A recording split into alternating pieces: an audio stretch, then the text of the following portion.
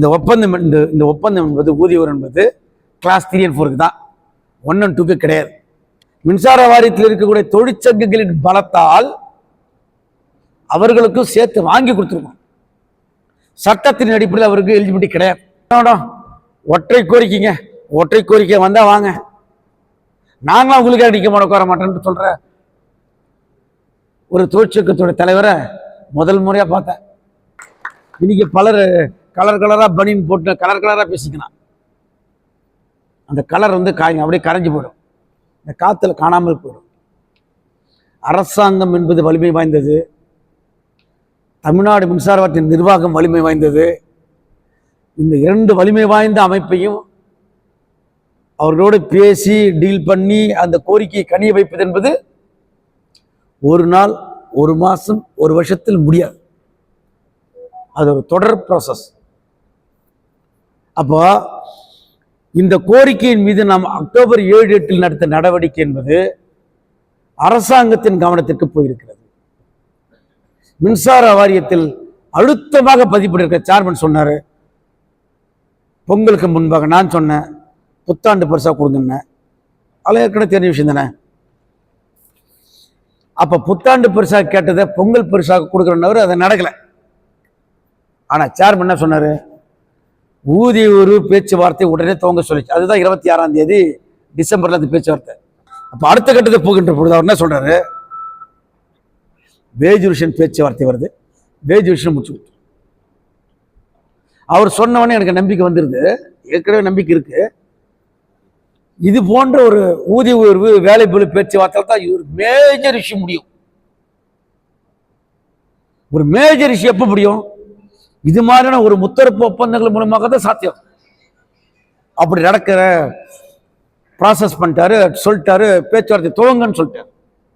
துவங்கன்னு சொன்ன பிறகு நாம் என்ன பண்ணோம், சரி 7, 8 போன்ற ஒரு வலிமை வாய்ந்த போராட்டத்தில் போக வேண்டாம், என்ன பண்ணலாம், ஒரு ஆஃப்லைன் மாதிரி போகலாம். அதில் 2-3 விஷயம் யோசிச்சோம். சம்பளத்தை இழக்கக்கூடாது, வாரிய வேலைக்கு வரணும், வாரிய வேலை தடைபடணும் அப்படின்னு சொன்னோம். அது நடந்தது. இங்க கூட வடக்கில் 100% நடந்ததா எனக்கு தெரியாது, ஆனால் அநேகமாக ஒரு 50%, 60% நடந்திருக்குன்னு நினைக்கிறேன். தமிழ்நாடு முழுக்க, ஊட்டியில் 80%, இங்கே எத்தனை % நீங்கள் தான் சொல்லணும். என்னுடைய அசஸ்மெண்ட் தமிழ்நாடு முழுக்க ஒரு 50% 55% தமிழ்நாடு முழுக்க நடந்திருக்கு. மீது 40% நீங்க பண்ணல அப்படின்னு சொன்னா, ஆஃப்லைன் இயக்கத்தை நீங்க பண்ணல அப்படின்னு சொன்னா, அவர்கள் இப்பொழுது பெற்ற வெற்றிக்கு சொந்தக்காரர்கள் அல்ல. புரிஞ்சுக்கணும். இந்த வெற்றி 2 விஷயத்தால் சாத்தியமா இருக்கு. கேங்மெண்ட் பெயர் மாற்றம், அது கலவு பெயர் மாற்றம் தான் பின்னாடி சொல்றேன். அந்த வெற்றிக்கு 2 விஷயம் முக்கியமானது. ஒன்று, அக்டோபர் 7, 8 போராட்டம் முக்கியமானது.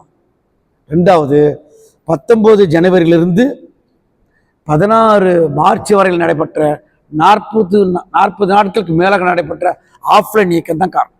இந்த 2 இயக்கம் காரணம். 2ஐயும் செய்தது யாரு, சிஐடி. 2த்துல கலந்து கொண்டது யாரு, நீங்க.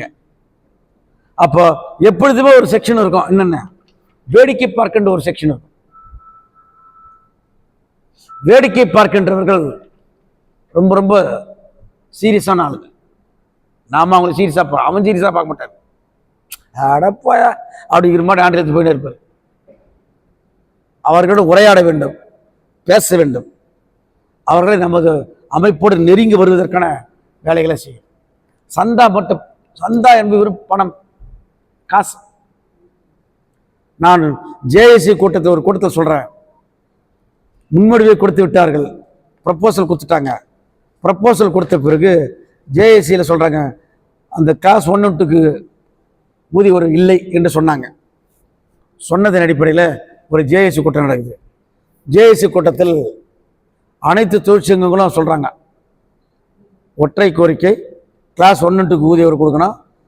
கிளாஸ் 1 and 2க்கு கொடுக்கலன்னா இந்த ஒப்பந்த டிராஃப்டே வாங்கக்கூடாது என்று முடிவெடுக்கிறார். நம்மகிட்டையும் சொல்றாங்க, சிஐடி சங்கம் அந்த முடிவை எடுக்க வேண்டும் என்று சொன்னாங்க.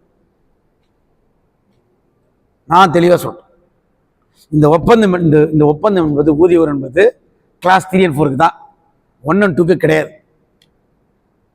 1 and 2 இத்தனை 50 ஆண்டுகளமா வாங்கி இருக்கிறோம் என்று சொன்னா 1 and 2 மின்சார வாரியத்தில் இருக்கக்கூடிய தொழிற்சங்கங்களின் பலத்தால் அவர்களுக்கும் சேர்த்து வாங்கி கொடுத்துருக்கோம். சட்டத்தின் அடிப்படையில் அவருக்கு எலிஜிபிலிட்டி கிடையாது, கிளாஸ் 1 and 2 கிடையாது. ஆனால் சங்கம் பலம் வாய்ந்த சங்கங்களாக மின்சார வாரியத்தில் நமது முன்னோர்கள் இருந்தாங்க, தொடர்ந்து வாங்கி கொடுத்தாங்க. ஏன் வாங்கி கொடுத்தாங்க?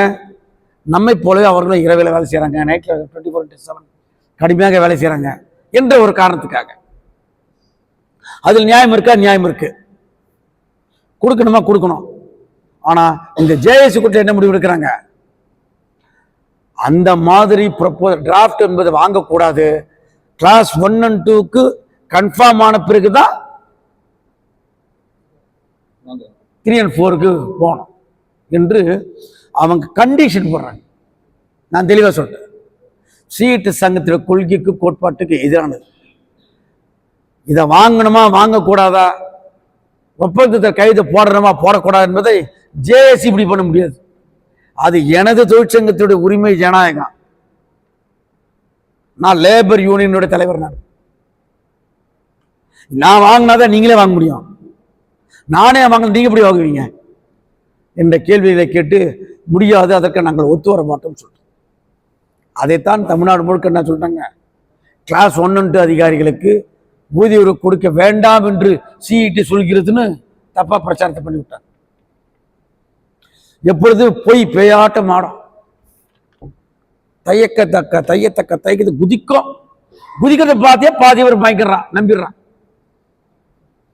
நிஜம் ஸ்லோவாக தான் வரும், பொறுமையாக தான் வரும், ஸ்ட்ராங்காக நிற்கும். போய் பேயாட்டாட்டு ஓடிவிடும். ஓடி போச்சது நாம் தடையாக இல்லை என்று தெரிஞ்சு போச்சா. அந்த பேய் எத்தனை நாள் இருந்துச்சு? 10 நாள் தான் இருந்துச்சு. 10 நாள் வர அந்த பேயால் அங்கே நிற்க முடியல. எப்பொழுதுமே சொல்றோம், இந்த அடிப்படை நீங்க புரிஞ்சுக்கிட்டீங்கன்னா, அவன் அந்த சங்கம் சொல்றான், இந்த சங்கம் சொல்றான், எல்லாம் மின்கதிர் பாய்ச்சிட்டு ஒப்பிக்கிறாருங்க. நாம் மின்கதிர் எழுதுகின்ற கட்டுரையை படிச்சுட்டு அந்த தொழிற்சங்கத்துடைய சாதனையா பேசுகிறான். புரியுதா? இதை நீ புரிஞ்சுக்கலன்னா கோளாறு உங்ககிட்ட. மின்கதிர் நீங்க படிச்சீங்கன்னா இந்த பிரச்சனை வந்திருக்காது. மின்கதிர் நீங்க படிச்சீங்கன்னா பொய் பிரச்சாரம் பண்ண நீங்களே பலி குத்துருவீங்க, பேய் வேகமா ஓடிடும். நீங்க படிக்கலன்னா போய் உங்க ஏற்ற நிரந்தரமா நிற்கும். அப்பப்ப கலைச்செல்வி வந்து ஓட்டணும், அவன் எங்க ஓட்டுறது, எத்தனை இடத்துக்கு போவாங்க. இப்போ அங்கே பல்லடம் வர போயிட்டாங்க தொடர்களே, இந்த நிலை இருக்குது. அப்புறம் இந்த மாதிரி ஜேஎஸ் சொன்ன பிறகு அந்த கிளாஸ் 1 and 2 கோரிக்கை முன்னுக்கு வருது, போராட்டத்துக்கு போறாங்க. நம்ம 6 நாட்கள் அவர்களோட தொடர்ந்து அந்த போராட்டத்தை ஆதரிச்சோம், பேசணும், போராட்டத்தை கலந்து சொன்னோம். தமிழ்நாடு முழுக்க நாமும் கலந்து கொண்டோம். ஆனால் இறுதி கட்டத்துக்கு வருகின்ற பொழுது ஒற்றை கோரிக்கை என்பதை நம்ம ஏற்றுக்கல. ஒற்றுமையாக ஒரு 3-4 கோரிக்கை கேட்கலாம். நான் ஃபர்ஸ்ட் ரவுண்ட் சொல்றேன், 4 கோரிக்கை கேட்கலாம். கிளாஸ் 1 and 2 ஆஃபீஸருக்கு ஊதிய உயர்வு, கேங்மேன் களப்பணியாளர் மாற்றம், ஆரம்பகட்ட பணிகள் நிரப்புவது, அப்புறம் 6% ஒரு 4 கோரிக்கை. இந்த 4 கோரிக்கை பற்றி சொல்றேன். ஒற்றை கோரிக்கை நாங்க போச்சு. 10ஆம் தேதி வந்துருச்சு, இறுதி கட்ட 10ஆம் தேதி. 10ஆம் தேதி கவர்மெண்ட்டுக்கு சேர்மெண்ட்லாம் போயிட்டு வந்துட்டு சொல்றாரு, கிளாஸ் 1 and 2 இல்லைங்க அவ்வளோதாங்க அப்படின்ற மாதிரி சொல்றாரு. கேங்மேனுக்கு இல்லைன்றார் 10ஆம் தேதி சொல்றாரு. அப்போ நான் சொல்றேன், அனைத்து தொழிற்சங்க தலைவர்கிட்ட தகவல் சொல்லிட்டு 4 கோரிக்கை, 2 கோரிக்கைங்க. 2 கோரிக்கைக்கு ஜேஎஸ்ல ஒரு போராட்டத்தை அறிவிக்கலாம். இந்த கபடி ஆடுறது, கபடிலாம் வேண்டாம், ஒரே ஸ்ட்ரோக் ஏக்தம் அடிக்கணும். என்ன சொன்ன, கேங்மெண்ட் கலவையாளர் எங்க கோரிக்கை, கிளாஸ் 1 and 2 கோரிக்கை உங்க கோரிக்கை. இந்த 2 கோரிக்கைக்காக அப்படியே உட்காந்துற தமிழ்நாடு முழுக்க யாரும் எந்திரிச்சு போறதே இல்லை. நைட்டு முழுக்க அங்கே உட்கார, கொசுக்கடியிலே உட்காரோம். நாங்க ரெடி, நீங்க ரெடியான்னு கேட்டேன்.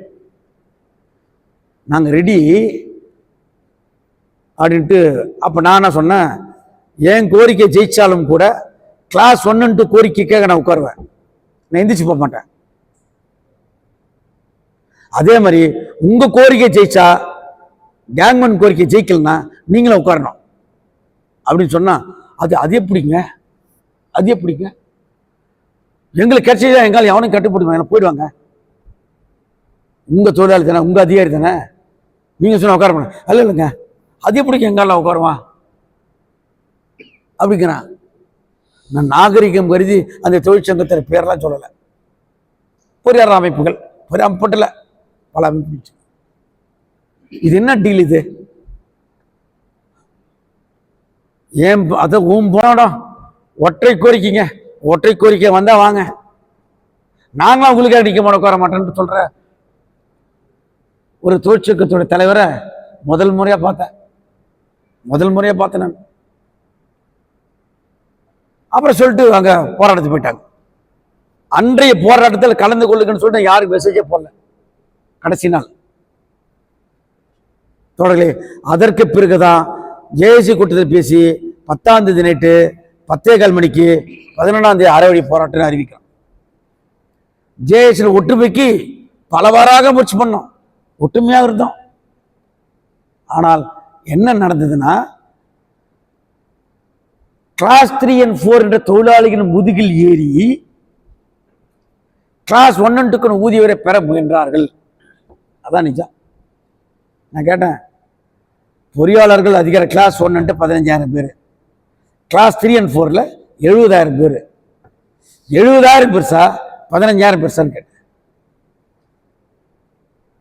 70,000 பேர் நலனை விட்டு கொடுத்துட்டு 15,000 பேருக்கு நான் வருவேன் எப்படி நினைச்சீங்க? அது நியாயமா? அது நினைக்கலாமா? அது எவ்வளவு பெரிய துரோக செயல்னு உங்களுக்கு தெரியாது, எனக்கு தெரியும். என் தோலை சும்மா விடுவேன் நான், என்ன வெளியே தலகாட்ட முடியுமா நான் அப்படின்னு சொன்னேன். அதுல ஒரு சில பொறியாளர்கள் நம்ம சொல்ல புரிஞ்சுக்கினாங்க. புரிந்து கொண்டாலும் கூட ஒற்றை கோரிக்கை பிடியாது நின்னாங்க. எல்லா தொழிற்சங்கமும் நின்னாங்க, நம்மை தவிர. ஆனால் இறுதியில் வென்றது சிஇடி சங்கம். ஞாபகம், இறுதியில் வென்றது வெற்றி கொடி நாட்டுது சிஇடி சங்கம். எல்லா பேரியர் உடைச்சு.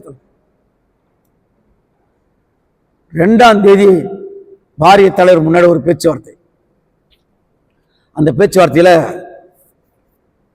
ஒரு தலைவர் சொல்றாரு, என்னங்க அது ஊதிய உயர்வு, அது முன்னாடி நோன்னு சொன்னோம்.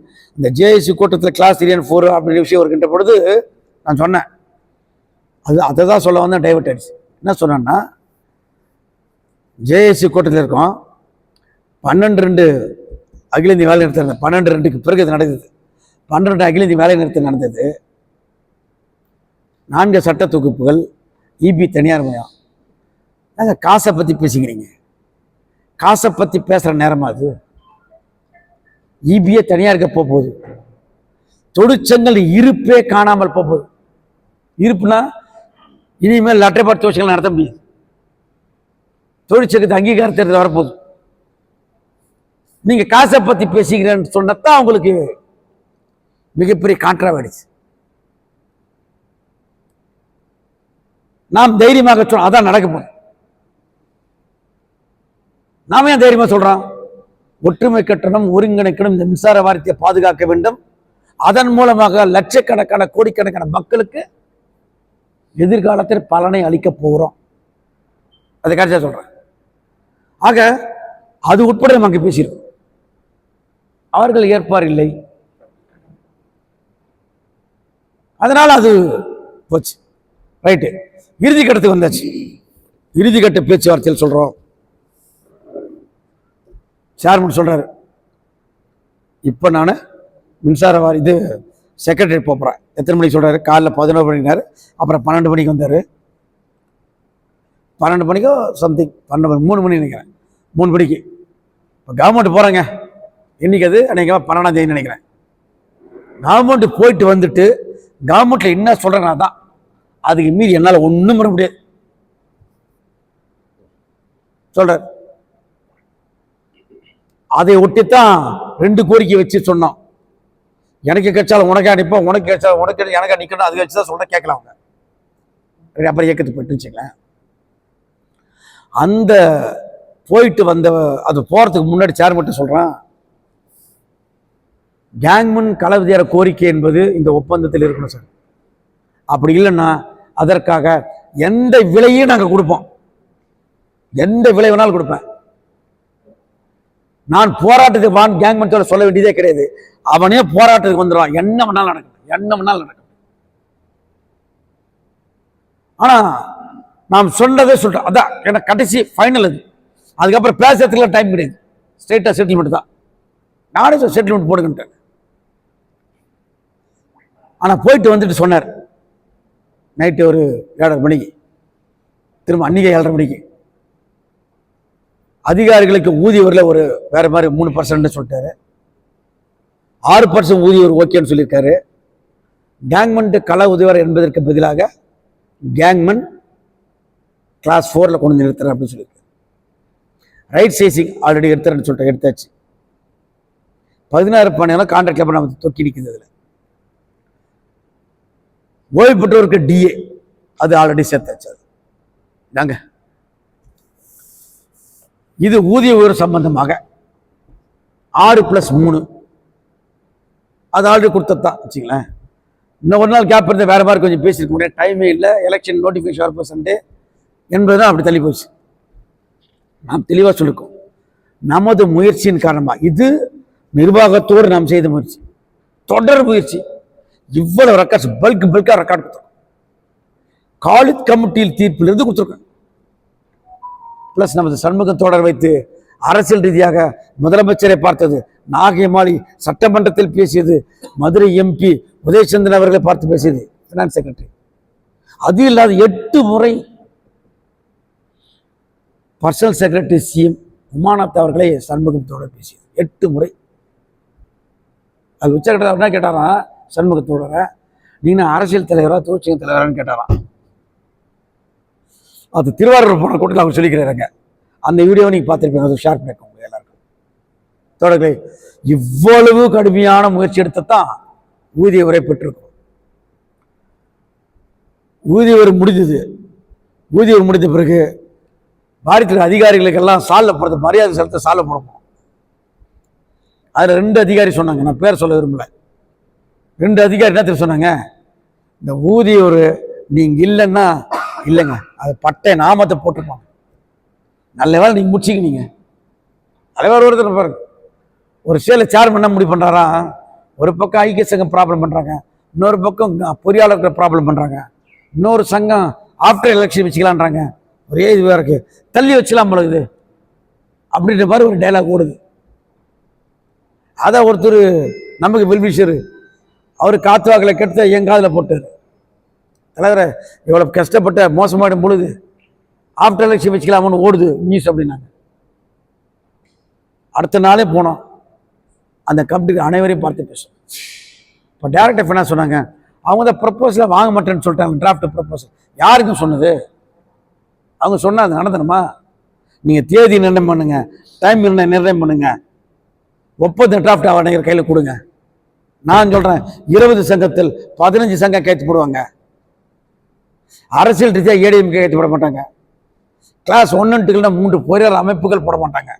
4 16, நான் ரவுண்டா 15 சொன்னேன். 15 பேர் கைத்து போடுவாங்கன்னு எல்லார்கிட்டையும் சொன்னேன். அதற்கு பிறகு ஸ்டேஜ் செட் ஆச்சு. அதற்கு பிறகுதான் ஊதிய ஒரு ஒப்பந்தத்துக்கான கான்பிடென்ட் நிர்வாகத்துக்கு வந்தது. வந்தாச்சு, முடிஞ்சுங்களேன். காசு வாங்கிட்டோம். காசு வாங்கிட்டீங்களா? ஊதியம் வாங்கிட்டீங்களா? வாங்கிட்டீங்களா? வாங்கிட்டீங்களா? யாரால் கிடைத்தது? யாரால் கிடைத்தது? யாரால் கிடைத்தது? வாய் திறந்து பேசணும், சவுண்டு கொடுக்கணும், கூவணும். அருள் அடிக்கடி கூவுறதுக்கு ஆள் கிடையாதுங்க. வெளியூர்ல மின்சார வார்த்தை வராத வரை நல்லா கூவிந்தாங்க, உள்ள வந்தன கூவுறதையே மறந்துட்டாங்க. அப்படிப்பட்ட கொடுங்கோல் ஆட்சி நடக்குது. எங்க எங்க? கோயம்புத்தூர்ல. ரஷ்யாவின் ஜார் மன்னன் தான் கொடுங்கோல் ஆட்சி செய்தான்னு சொன்னான். ரஷ்யாவின் ஜார் மன்னனை எதிர்த்து லெனின் தலைமையிலான தொழிலாளர் வர்க்க கட்சி படையெடுத்து ஜார்மன் அடித்து ஒழித்து ஊற விட்டு விரட்டி தொழிலாளர் வர்க்க ஆட்சி நிரூபிக்கிறாங்க 1917. கோயம்புத்தூர்லயும் பண்றோம். கொடுங்கோலாட்சி சேர யாரா இருந்தாலும் விரட்டும். விரட்டுமா விரட்டுமா? முதல்ல நீ விரட்டு அடியோட வரணும். ஆண்டலத்துக்கு ஓரமா போட்டுருணும். ஆண்டல் பின்னாடியே போறீங்க. தொடர்களே, இது ஊதிய சம்பந்தம். அந்த ஊதியில 6% இருக்குல்ல, உங்களுக்கு 1/2019 இருந்து அக்டோபர் 7-8 போராட்டத்திற்கு அறிவித்த பிறகு காத்திருப்பு போராட்டத்திற்கு நமது தொழிற்சங்க அலுவலகத்திற்கு யுவராஜ் வந்தார், ஸ்ரீராம் வந்தார், எல்லாரும் வந்தாங்க. நாங்கள் உங்களுக்கு ஆதரவு அளிக்கிறோம், நாங்கள் ஆதரவு கடிதம் பிடித்துக் கொள்ளுங்கள் அப்படின்னாரு. கடிதம் நீயே வச்சுக்கிட்டு நீங்க ஆதரவு கொடுக்க வேணாம், இது உன்னுடைய கோரிக்கை, கலந்துக்கிறதா கலந்துக்க, அவ்வளோதான். நீ தனியாக போஸ்ட் போட கிடையாது எல்லாம் சொல்லிட்டோம். இதை பல முறை சொல்லியிருக்கேன்னு வச்சுங்களேன். அப்படி ஸ்ரீராம் சொன்னது என்னன்னா, ஒற்றை கோரிக்கை வைங்க, ஒற்றை கோரிக்கை கலவர மாற்றம் அப்படின்னாரு. கோரிக்கை சிஇடி சங்கத்துது, கோரிக்கை எங்க செயற்குழு தீர்மானம் பண்ணது, எங்க செயற்குழு தீர்மானம் பண்ணத கோரிக்கை கேட்க முடியும். நீ சொல்றதை எடுக்கிறது வைக்கிறதுல அதெல்லாம் நாள் இல்லை. அது மட்டும் இல்லாமல் 6% ஊதிய ஒரு பழசு என்பது சிஇடி சங்கத்துடைய தன்மான பிரச்சனை. அது கேங்மேன் கோரிக்கை கிடையாது. உனக்கு பலன் கிடைக்கும், அது வேற விஷயம். உனக்கு மட்டும் பலன். அது 600 எக்ஸ்டர்னல் ஏஇ, 1500 வாரிசு வேலைக்கு வந்துங்க இருக்காங்க. ஆல்டுகெதர் 12,500. 60 ஆண்டுகளாக அனுபவித்து வந்த உரிமை இது. அது எளிதில் விட்டு கொடுக்காது என்று சொன்னோம். எங்களது கோரிக்கை, எங்களை தன்மான பிரச்சனை வாங்கியே தீர்வேன் என்று சொன்ன, அதனால கோரிக்கை வச்சேன். ஆனால் அதை கடைசி வரை பேசணும். நம்மோடு இருக்கிற பல தொழிற்சங்கள், ஜெயிச்சுக்கிற பல தொழிற்சங்கங்கள் என்கிட்ட சொன்னாங்க, டைம் பார்த்து என்ன சொன்னாங்க, ஏன்பா செத்து போன கோரிக்கை போய் பேசிக்கிறேன், என்னண்ணா இப்படி சொல்ற நீ? பின்ன என்ன 2019 கோரிக்கை, அது 2023 முடிஞ்சு போச்சு. அடுத்த ஊதியர் பேசுறான். இந்த ஊதியர் பத்தி பேசுவியா? பழசு கேட்டுக்கிறேன். நீ செத்து போன கோரிக்கை பத்தி பேசுறிய, உன்னை ஏன்னா தப்பா நினைக்க போறாங்க. இதை கூடுதல் எக்ஸ்ட்ரா பிட்டு வேற இல்லை. சிஇடி தலைவர்கள்னா புத்திசாலித்தனமாக பேசுவாங்கன்னு சொல்லுவாங்க. நீ இப்படி பேசுற அப்படின்னு நீ சாதாரண நினைக்கிற. ஒரே ஒரு ஒத்தால் மணிக்கன் நம்ம எல்லாரும் முட்டாளாக்கிட்டு போன ஞாபகம் வச்சுக்கணும். ஒத்தால் மணிக்கண்ண மின்சார வாரியத்தில் இருக்கிற 20 தொழிற்சங்கத்தில் பொதுச்செயலாளர் முட்டாளாக்கிட்டு போனான். முட்டாளாக்கிட்டு போன 16/5/2020 ஒப்பந்தத்துல நீங்களே கைது போட்டீங்க, ஞாபகம் வச்சுக்க. நான் முட்டாள் கிடையாது, நான் கைது போடல, நீ கைது போட்ட. யார் முட்டாள? நீங்க எல்லாம் முட்டாள். அது மட்டும் வளர்ந்துச்சு. ஆட்குறிப்பு நடவடிக்கைக்கு ஆட்குறிப்பு செய்வோம், ரைட் கைது போடு. 6% கிடையாது, ரைட் கைது போடு. கிளாஸ் 1 and 2க்கு ஊதியர் கிடையாது, ரைட் பரவாயில்ல கைது போடு. இப்படிலாம் போட்டவங்க நம்மளை பார்த்து இப்படி பேசினாங்க. சொன்னேன், இந்த கோரிக்கை அடையாமல் சிஇடி விடாது, வாங்க. அதே மாதிரி வாங்கி கொடுத்த ஞாபகத்துல அவர் இப்படி கேட்டார், சொன்னார். மனவிட்டு சொல்றேன், எங்க வேணாலும் பேசுறேன், என்னுடைய தோற்சி கொடுத்த கூட சொல்றேன். கேங்மென்ட் கிளாஸ் 4 கோரிக்கையும் கேங்மென்ட் பழைய 6% கோரிக்கையும் வென்றெடுத்தது சிஇடி தான், வேற யாருக்கும் பங்கு கிடையாது என்று நான் எல்லாத்தையும் சொல்றேன். எனக்கு நடக்குது. நான் ஒரு மாதிரி பேசினேன், இன்சல்ட் பண்ணேன், செத்து போன கோரிக்கை சொன்னது நான் தான். அதே நான் சொல்றேன், எல்லா இடத்துலையும் இந்த கோரிக்கைக்கு சொந்தக்காரன், வெற்றிக்கு சொந்தக்காரன் சிஇடி சொல்றேன். சொல்லுவாரா சொல்ல மாட்டா எனக்கு தெரியாது, என்கிட்ட சொன்னாரு.